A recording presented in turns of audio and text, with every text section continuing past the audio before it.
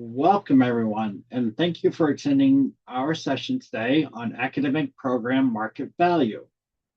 I'm Chris Atterbury with Data Intelligent. Just a few things before we get started. A recording of this presentation and the deck will be available upon request. If you have any questions at any time, please feel free to post them either to the Q&A section or in the chat section, and we will respond.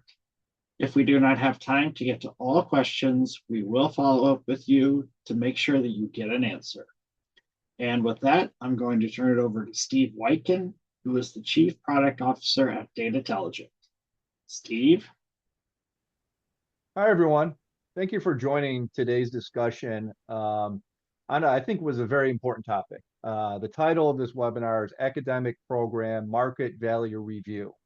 Now, I know it's a mouthful, but I think it's a very important topic. And we'll go in more deeper, and why we feel this is something that's worth this discussion here. So let me first kick it off. My name is Steve Wyken. I'm the Chief Product Officer at Data Intelligent.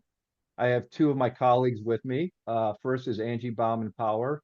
She's the Director of Customer Success for Higher Education at Data Intelligent. And we're happy again to have Jason Krantz, CEO and founder of Labor Titan, with us as well. So let me walk you through. We're going to do here's a quick agenda. I'll do a overview of the current state of higher education and some of the challenges that are facing colleges and universities. Then I'll turn it over to Jason and Angie to walk through a solution or tools that schools can use to help navigate what's going on in higher ed, talk about some use cases for these tools, and then talk about what's next, how you can get in contact with us if you want to learn more. Let me start off talking about the current state of higher education. And probably most folks on this webinar are aware of some of the challenges, but there's issues from the enrollment cliff to the cost of education, as well as the value of education of higher ed, that are leading to, I think, putting a lot of schools having trouble, like I said, navigating the current environment here. A couple graphs I want to share with you here. Most folks are aware of what's called the enrollment cliff here, right? So you can see starting right now in 2025, there's expected to be at least a 10% decline in number of high school graduates between now and 2040. Okay, what that means for schools, obviously, is you have less students to draw from, traditional students to draw from to attend your school. With that, if you look over the last roughly 20 years, you're seeing about a 40% increase in the cost of higher ed. And you can see these charts here kind of break it down, but just in general here between 2 and 4 year schools. But overall, we're seeing a pretty significant increase in what the cost is to go to school. Finally, I want to share with you is this chart here is showing the number of schools and universities that have closed over the last several years. You can see since March of 2020, since the pandemic, at least 73 public or nonprofit colleges have closed, merged, or announced closures, okay? What this means is all these forces are coming together that are transforming how higher ed is delivered, and some schools are having difficulty finding ways to not only survive but thrive in the current environment. So what is the challenge that schools are finding? What they're faced with is declining enrollments and financial pressures that are forcing them to look at how they deliver programs to their students and to their community. With that, because students and parents are increasingly demanding more evidence that these programs, their investment is going to pay off, right? That there is a return on investment for all the money you're putting forth and time as well in getting a college education. So what's the opportunity that we see here is that leveraging labor market insights, leaders at colleges and universities can help identify those fields and emerging career trends that are most important and most in demand within their community and align their offerings, their programs that they offer to match. All right, so we're looking to kind of do that market survey here. to make sure that they're providing stuff that will really help the community or help their students. And then they want to demonstrate how these programs can lead to employment opportunities. Are they offering things that are going to pay off if you do this investment into the school? So that's sort of a very quick overview of what's going on in higher ed, which again, most folks on this call are probably aware of here. Let me turn it over to Jason and Angie to talk more about the solution. So Jason, I'll turn it over to you to start off. Thanks, Steve. Thanks, everybody, for your time here today. This is a topic that's near and dear in my heart. I present a little bit of a different perspective because I come from industry, but it's looking at education through a new set of eyes, and it's something that's fascinating. One of the things that I've seen and studied for a long time are the macro workforce changes that have taken place. As Steve had mentioned, the enrollment cliff. It really gets to the basic economic principle of supply versus demand. There's a lot of macro forces reshaping the labor market. As most of us know, accelerating retirements is really changing kind of the dynamics of the workforce, specifically in industries like the trades, blue collar, gray collar, even white collar roles. There's a lot of peak retirement wave issues. Right now in 2024, we got about 12,000 people turning 65 per day. That's peak. It's going to stay at that rate for, I think, the next 4 to 5 years. What this means is a significant loss of institutional knowledge, expertise, and productivity. In addition, as I mentioned before, the blue and gray collar labor imbalance. This is a really big deal too, because we have massive infrastructure initiatives coming through the United States overall. So this impacts us locally, regionally, and nationally. Why this is important is because these are some of the jobs that are most well insulated from automation and AI. So you need people to physically do the work. In addition, this also has a very heavy boomer concentration. So as to the previous point, a lot of retirements. The big issue here is people are retiring faster than new people that are entering the workforce. So this is causing a really big labor and supply and demand imbalance. And this is one of the things that we study a lot in terms of why are wages rising so fast in certain segments of the labor market versus others. It's driven primarily by these imbalances. And really, in a lot of these jobs, the supply is heavily constrained by the local labor pool. Now, this is going to differ based upon the nature of the work that a company is doing. But if you do anything in construction, healthcare, retail, manufacturing, a lot of that workforce is coming from a finite area. They must be physically present to do the work. And if that's the nature of the work that you're either training people for, or the work for your local economy is demanding in the workforce, you need to be cognizant of those things. And so this is where really understanding what's going on in your local market is so important to matching what students are coming out with to what the local industry needs. Demographic changes. This is just elaborating on what Steve had said before. The shrinking talent pipeline. This is a shorter duration, fall 2022 to 2031. We can see that total enrollment is projected to decline by 5%. Now, one of the things I did on the graph on the right is you can see in 2022, that's already down from peak. So in the graph, I also highlighted what was peak. So we have a peak to where we anticipate the new low watermark to be. And I think that gives a better sense of where we're headed. The pre-K to grade 8 enrollment projected drop of, what is it, 9% there? That's a pretty big issue. Typically we talk about the high school population, but this pre-K to 8 is really, really big. I personally have not seen it talked about as much, and that's really going to have a major impact over the next 5 to 10 years. But basically the takeaway from this is that all across the country, there's going to be intensifying competition for students. For the private sector, we talked a lot about market share. And if your market share is 10%, if you have 10% of a shrinking market, well, now you might need to go get 12 or 13% of that market to keep the same number of people, or in the realm of education, to keep the same revenue or enrollment figures, whatever it may be. So the point is that having this context illustrates that you're going to likely have to grow market share in your local market if you want to maintain those numbers, enrollment numbers, and or grow.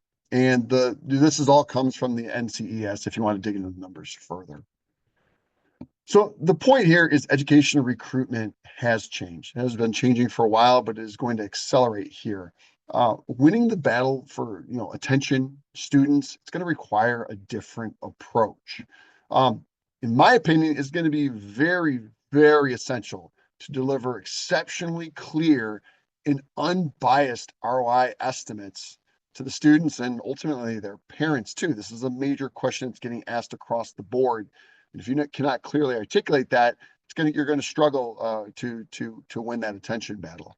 The other thing is to ensure that programs are well aligned with the local workforce needs. If you're in a manufacturing heavy environment, you want to make sure that you have those robotics programs, that you have those industrial mechanics programs to meet the local needs of that market, especially if it's growing, or you also want to know if it's decreasing, if volume is moving to other areas of the country. Um, this type of analysis, type of understanding that ultimately drives kind of this market understanding, which should drive program strategy. It demands a really strong industry and workforce analysis at a regular basis, more frequent cadences, because things are changing so quickly now. In the past, it might have been every few years. Well, it might make sense to do these types of analysis every 2 to 3 years. And additionally, outbound marketing is going to need to change because if you want to grab mind share, you have to put forth more effort to get people's attention so that they're considering a particular career path that you want them to at least consider.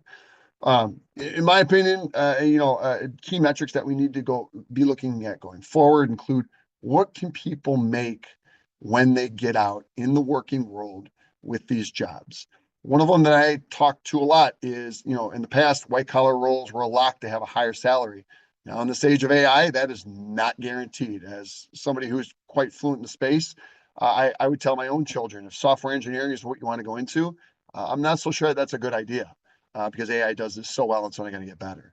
What are the job prospects related to that? Not only just locally, but in terms of defendability across the AI spectrum. This is really, really, really important for white collar type roles. And then what are those geographic trends? Angie, I know you probably have a different take on this. What have you seen? What's your take on this? Yeah, exactly. Before joining Data Intelligent in September, I was in higher education for 20 years, the last 5 of which I was the director of institutional effectiveness at a small private institution in the Midwest. And so I very much agree with a lot of what you're saying, but sort of from a different angle. I think, as far as the priorities of current and future traditionally aged students, the priorities have changed for students. They're not, at least in terms of traditionally aged students, they're not seeing the need necessarily of a 4-year college education, especially, or any college education. And so they're very concerned with ROI. They're wanting to see the proof of furthering their education or whether or not they can just become a social media influencer or an entrepreneur with no degree sort of backing it up. I think in addition to that, you mentioned geographic trends. That's key, not only with jobs and salaries and the trends in terms of marketing and market share, but also in terms of the demographic cliff. It's a woe and really bleak picture for some areas, but for other areas of the United States, there isn't a demographic cliff. It's very booming. And so for schools who are in an area where the population of traditionally aged students is decreasing, opening yourself up to new recruiting markets and different things like that. So how can you pivot and make that traditional market shift?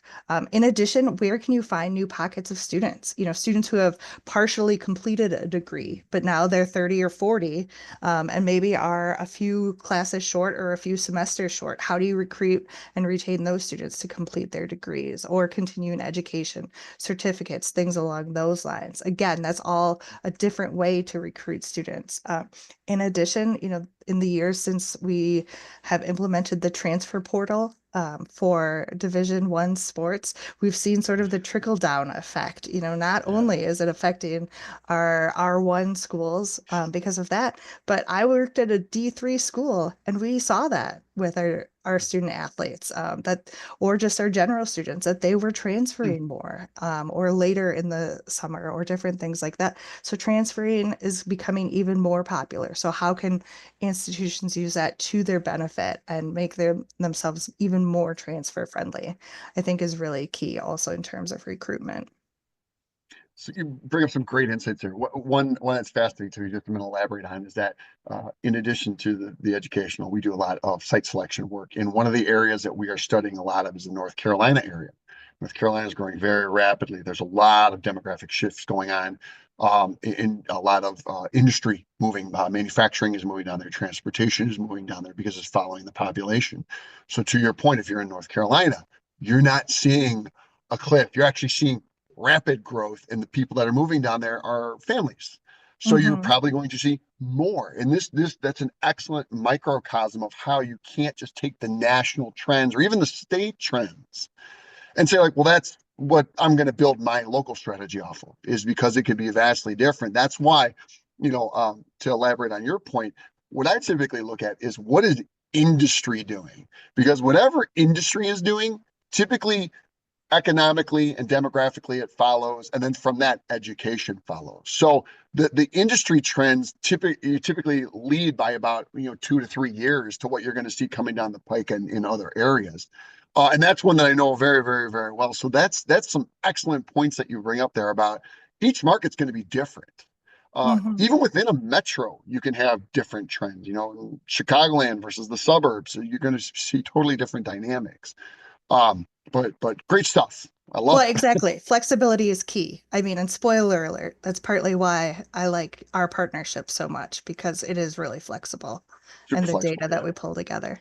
Yeah, absolutely. So, to elaborate on that point of for education, simplifying it perhaps too much is it's supply and demand. And starting at the end is the demand. What does industry need? Uh, Using that North Carolina example. And so when we go through and we help schools, even businesses look at this stuff, the first thing we start at is trying to understand what are the local workforce needs, typically at the metro level. Then we go down to the city, and then we go down to the county, we go down to the city, and then we go down to the block. I'm going to show you an example of what this looks like. So this is an example, fictional data, but at a metro level, what is the industry presence in this metro right here? And how many people are employed in that particular job? Now we take it down deeper. We go down to much deeper NAICS codes, but for illustrative purposes, this is fine. But then what we do is we start looking at, okay, at the city and at the block level, what does that industry presence look like? So one of them we were just helping a school with was in machines, robotics, things like that. And they wanted to understand in the Chicago market, where are the manufacturing jobs at? And in those areas, in those major hubs, is it growing or shrinking? So, right, I live right outside Elk Grove Village here. It's one of the largest industrial parks in the United States. It is a manufacturing mecca. So you can understand that a lot of the local colleges are trying to understand what's going on in the manufacturing sector and how is it evolving. Because if it's, one of the big challenges is there's not enough people to do the work, so it's going more towards automation. And automation demands robotics expertise and maintenance workers and all these other things that keep the machines running. And so this is where we're helping them understand not only what's going on in these areas, but how are those jobs and employment trends moving over time, not only in total, but by the key jobs that are needed in each of those segments. So like I said, industrial machinery mechanic. We're looking in this area to say, how many of these jobs are needed? Is it going up? Is it going down? Who needs to hire them? But the idea is that we're trying to highlight industry demand for the specific jobs. And this is the purpose of this is to help validate academic program viability by giving you these insights and doing a lot of this work in conjunction with you. Because this is heavy economic analysis, industry analysis, pay analysis, all these other things. But bringing that clarity to really put on a point are your programs spitting out the types of jobs and people that the local economy needs? Now, to elaborate on this a bit, is the pay is a major factor in terms of people want to know, okay, I can get a job, that's great, but what does this job pay? Not only what does this job pay, what does it pay at entry level, median level, and expert level? And a lot of things that we see, as I mentioned, in like the blue and gray collar jobs, is that the entry level jobs are rapidly expanding in pay because of the supply constraint, but also the spread between experience levels is getting wider. So you're seeing a lot of these jobs now that are paying just as well, if not better than white collar roles. And this is surprising to a lot of people. Information is power. So when we do these one-page reports that's giving like, okay, what can this specific job in this specific market pay to help educate people on this earning potential, there's three key components. The first one is the occupation summary. What is it? What did it get paid over the past 12 months? And what do we think it's going to get paid over the next 12 months? Shorter time horizon, but very, very, very current. No 2-year lags on data. This is as of the current month. The next piece is a wage summary. What do those wage trends across experience levels look like over time? What you're going to see in certain segments of jobs in a lot of markets is you're going to see a wage growth acceleration because of these macro issues we talked about, retirements and boomers and all these other things. The third piece is, what is that employment summary? This is how many people are doing this job in this particular area. In this particular example, you can see there were quite a few retirements. We know this one very well. It's quite a few retirements due to the pandemic, or partial retirements, and then they came back because they were so short on workers.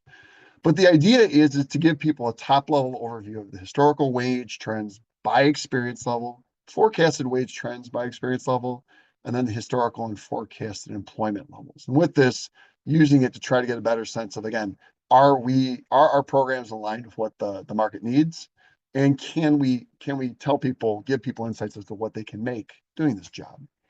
The analytics that you use to drive market comparisons is, we're looking at data-driven summaries for academic program viability.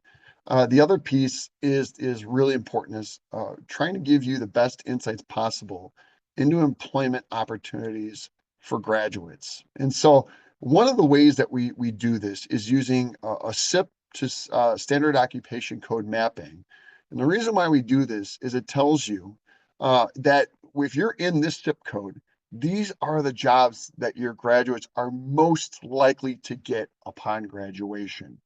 And so what this does is it helps you really paint a picture of, these are the jobs I should be focusing on and talking and communicating to my students. And this is an example. I just pulled plumber as an example, but there's that zip code, that title. And then here are the three most common occupation codes that somebody will get upon graduation. And I know, Jason, a lot of our examples have been really, trade related, but Yeah, because we use the zip codes, that's really translated to any sort of institution, whether it's an English degree, a history degree, any sort of bachelor degree, that we can map it to a zip code and pull any, job title or things along those lines. that is a good clarification. Is yes, I just use these because it's one I talk about a lot. But to your point, any zip code, anyone that's out there, in addition to, these are recommended occupation codes, but it could be any other occupation code that you would want to include in your analysis, can be included. So it's pretty powerful stuff. So all of this ultimately leads to the student ROI analytics. The key part here is there's the cost of the college education, but the other side of that is, what is that earning potential? And the reason why you heard me mention before the importance of recency of data, market data, is because in just the past 2 years alone, many jobs have seen north of 10% wage increases simply just due to inflation. So if you've got a 2-year lag, even if you try to gross it up, you're probably going to have a sizable delta between what the market's really at versus what your numbers are saying. We see this quite often, and we help fix these issues. But for ROI, you're going to be focusing on a couple key things. So this is an example. Again, we're using a trades example, but it applies for any other degree, job, or market. These are HVAC techs in the Chicago market as of December 2024. So this first bucket right here, you'll see it's the orange, green, and blue. That's the current month earnings for this occupation across experience levels in the Chicago market. So in this example, it's, what is that? It's about $40,000 entry level pay, just base pay for an HVAC tech. Median's about 65, and then experts a little bit over $100,000. The second piece of this is saying, okay, if we use a standard progression with that entry level wage, and then we're taking it after 5 years, where do we think it's going to be at? We believe that is extremely reasonable, actually quite conservative, for somebody to make $241,000 in their first 5 years if they work in this market. Now, this excludes any money you might make while you're in college. This is simply post-college, post-graduation earnings. And then the final piece is the calculated student ROI over the first 5 years. It's very simple calculation. It's just that first 5-year earnings divided by the total educational costs. And for the educational costs, we're using a weighted average that you can get from your iPad's data. So openly available data combined with our proprietary data to give you an impartial third-party perspective of what can a student expect on ROI. And now, clearly, over time, it'll differ, and there's a lot of variables that go into that. We're not going to get into modeling that, but we want to bring a lot of clarity to that first 5-year figure because most people will follow a certain trajectory. So it allows us to compare more apples to apples. So an important part of this is market comparisons too, is understanding the educational competitive landscape. And this is, analysis of competing programs, and then using this data to inform your program development and or expansion. So you know that, again, you're aligning with market needs. I'm going to use, again, another example of just HVAC, because again, this is one we do a lot, which applies for any program in the Chicago market. So what we've got here is a listing of all the schools that provide a program aligned with this zip code. Each circle is the school. The circle's size and color indicates the number of people that graduated from that program. The bigger the circle and the darker the blue, the more people that graduated from that program. So then what we do is we break out and we say, okay, what is the average cost by this school, by each school, and the different types of programs that they offer? So now you can see, now we're doing an apples to apples comparison because we're looking at not just the zip code, but the program duration and the program costs. And then what we provide as context is the number of degrees awarded. So you have insights as to how many people went through each of those programs. It helps you to understand what are they bringing to the table and what do you have versus what they have and how does that compare. One that we've done a lot of work with is the College of DuPage here. They're actually considering expanding their program potentially.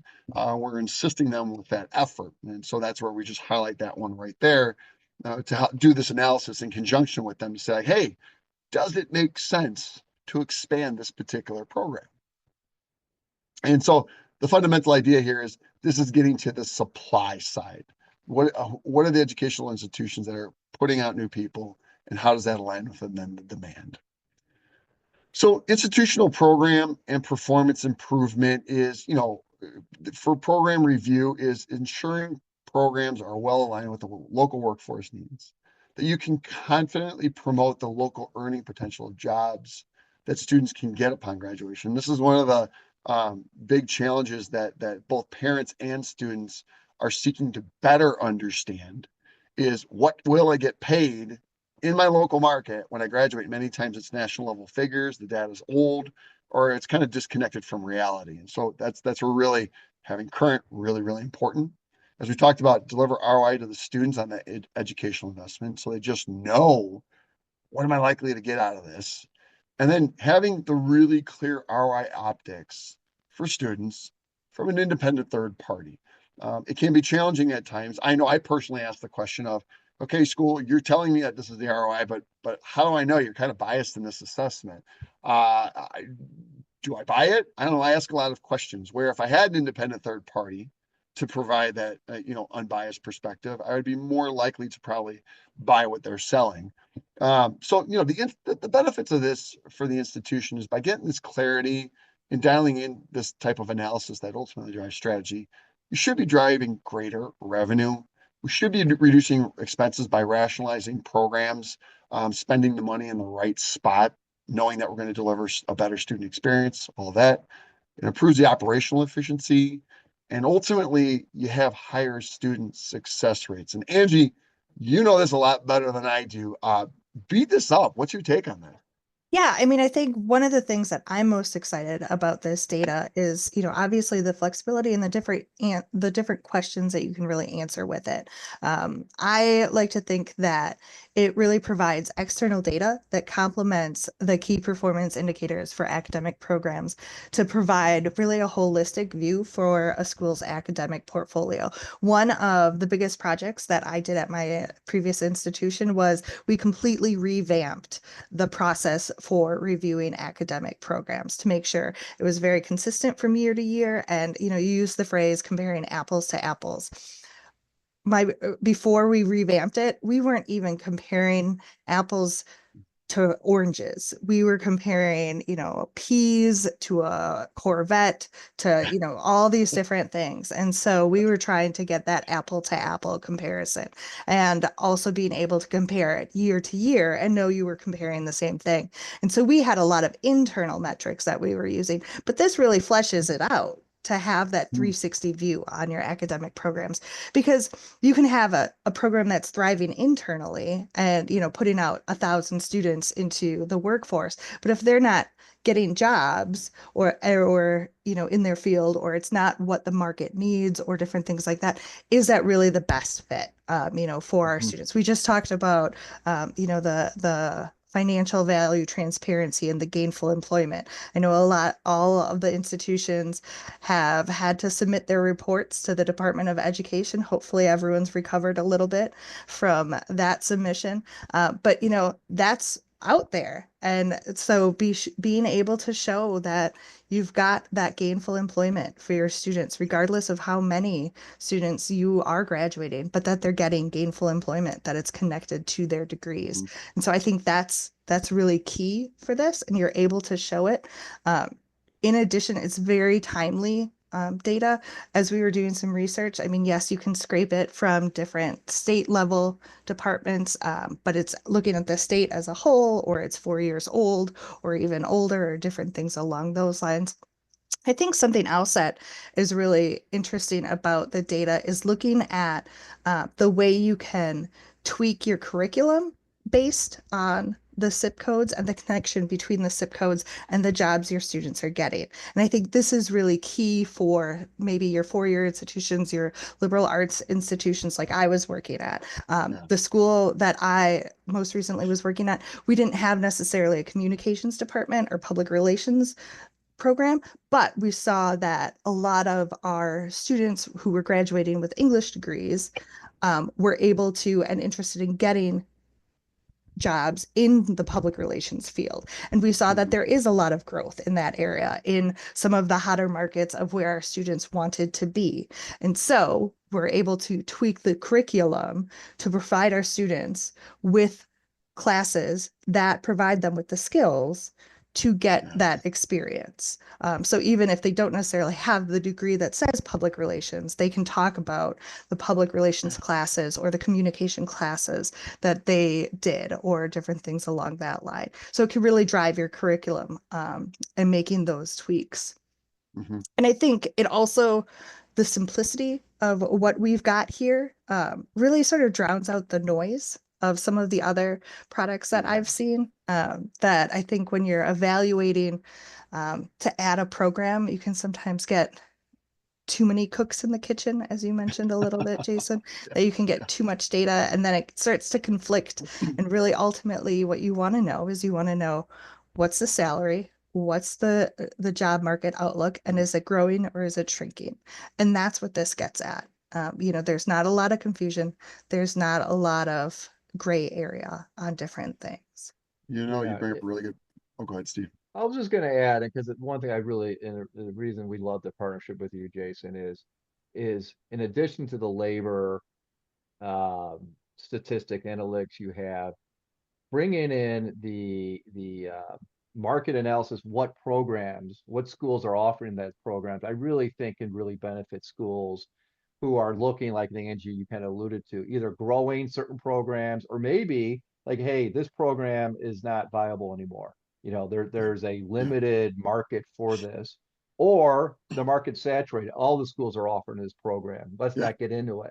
So I think this should help those schools who are really kind of in that, are being challenged by these forces we talked about to really make data-driven decisions or There you data-informed go. decisions on where to go, which I think is critical at this day and age. Anyhow, this is my 2 cents. Go ahead. Well, you bring up a really good point. Is just to elaborate on is prior to doing this, I would help large global multi-billion-dollar companies build out analytics teams. One of the fundamental ideas is less is more. Get it very clear on what you're trying to do, because when you throw a bunch of data in front of people, they get cognitive overload. They don't know what to do with it. They don't make decisions. And that's why everything that we've done is with very clear intent. Talking to a lot of people say, like, this is the decision that needs to be made. And this is the macro thing. Salary is a macro thing. It encompasses a lot of things. It's a very simple metric. It's got a lot of things in there. And the other thing that I would say is that from our perspective, myself and our entire ecosystem comes from industry. That's what we focus on is industry. So we have a very solid understanding of how does industry operate? How is it changing? We have those relationships to understand what's going on, what's the pace that's going on, where are people moving, all of that, which, as I said before, is a leading indicator where educational programs need to go to meet the industry demands. And so it's where, again, working with people like you is that you put these two together. It's kind of like peanut butter and jelly. It's pretty good together. I think you Right. also can use the data to almost reverse engineer a marketing strategy. Bingo. Say one of your best and strongest programs or a program you want to grow is underwater basket weaving. Great. Look at a geographic area where people with underwater basket weaving degrees are in really high demand. Great. Yep. Let's use Yep. that as an area that you're going to go recruit students in. I think Yeah. that can really be a key way too. So you to elaborate on that, one of the big ones that we do is in like manufacturing. Where are the areas where manufacturing is outsized the location quotient relative to rest of the industries, and what are the mix of jobs that they need there? Because if you see an influx of industry, well, then you're going to need an influx of talent because they typically need this mix of talent. Welders is another one, and other types of jobs. Again, these are more where you're constrained, where you must be physically present. If you're allowed to do remote work, not as big of an issue. But that's where it's kind of like hunting of, okay, we don't really know. We want to see like what are the programs we should be considering. And that's kind of a reverse analysis, like you're talking about, saying what do we offer and how's that line up? But what don't we offer? Should we be offering? Great stuff. I could do this all day.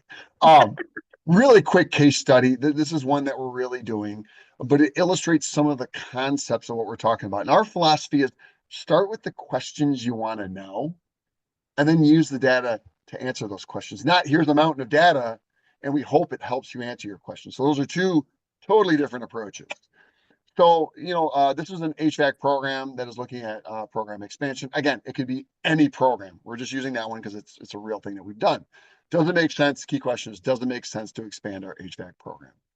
Some of the questions they wanted to know: what is the local demand for HVAC techs? Is it growing or shrinking?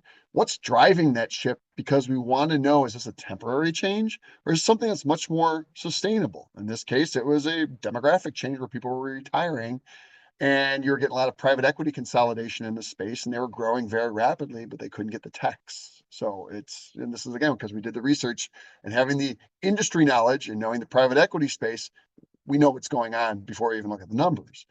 What companies are hiring this talent? So not only just where and like how big are they and but where are they at geographically? Where do they tend to cover? What do those coverage areas look like? What does the current talent pool look like? This is one of the things that we do where you guys have seen it, but we drop a pin down, we calculate a drive time, and then we can tell you the labor shed in that area of the different people that do different types of jobs. It's the same thing for kind of an educational pool that you can pull in, saying we can pull in these people, but then when we push them out, where are the workers at? Where are the jobs at? Are they going to be able to get to those jobs? So kind of preemptively answering a lot of these questions that your students will be asking. What are these jobs getting paid across experience levels, and how has that pay changed over time? Again, very, very awesome if you can bring very clear optics to how these jobs are making more money. They're growing faster than other jobs that people can consider. Because as you're looking to recruit people, I mean, they a lot of times they do it to make money. And if you can bring good optics to that earning potential, you're going to win. And then how do we effectively market the career and earning potential of these careers to potential students. This is important when you're partnering in high schools and doing outreach to, again, grow the mind share so people are at least considering your careers. And I'm going back to the blue and gray collar jobs. Many people have these perceptions that the pay's here. Well, the pay's actually here. But that's also true for many white collar jobs. So it's giving people the information that's accurate so they can make an informed decision about what career path they want to pursue. And then the last thing is I already talked about who in this local market's offering similar types of training, really getting that core idea. Is the market oversaturated or is it undersaturated? So these were actual questions we helped them answer. And then once we put it all together, they're like, yeah, we're going to expand the program. It makes a ton of sense. Why wouldn't we do it? No, this is great. I love this. These questions are spot on just from us dealing with our customers as well, our higher ed customers. I mean, these are the things they're trying to get at. And yeah, the data is out there somewhere, but Mhm. pulling it together and making sense of it is just Yeah. not that easy. So this is a great solution we're offering here. And it gets to the process too of that. Get clear on this first. I've always believed for the longest time, you got to get clear on the questions you want to know first. Mm-hmm. And so that's the end destination. And then you get the data and then you work towards the solution. I mean, I've used this 20 years in corporate America, great success. It's how you do a quality analysis. And that's kind of the idea here is every instance is going to be different. Your questions might be different than your questions. So you get that list of questions and you work towards it. That's great. So what's next, right? So for folks watching this, if you're interested in finding out more about how we can help you, like we have a bunch of different we have a lot of data, a lot of, I think, components that we can work with you to help answer these questions like Jason laid out, right? If you're facing these type of challenges right now. So what we recommend is, you can go to the next slide. We got email addresses here, and we'll reach out to everyone on this call Yeah. too, with contact information as well. But we love to hear you. We love to work with you guys.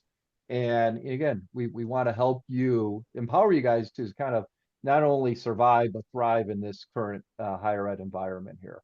So Jason, Angie, any last words here? I would say thank you for the opportunity. And then if you have any questions, as you could probably tell from my personality, just ask. Love helping, and knowledge is power. Yep. Yep. Thank you, Jason. Thank you, Angie. Thank you. Thanks.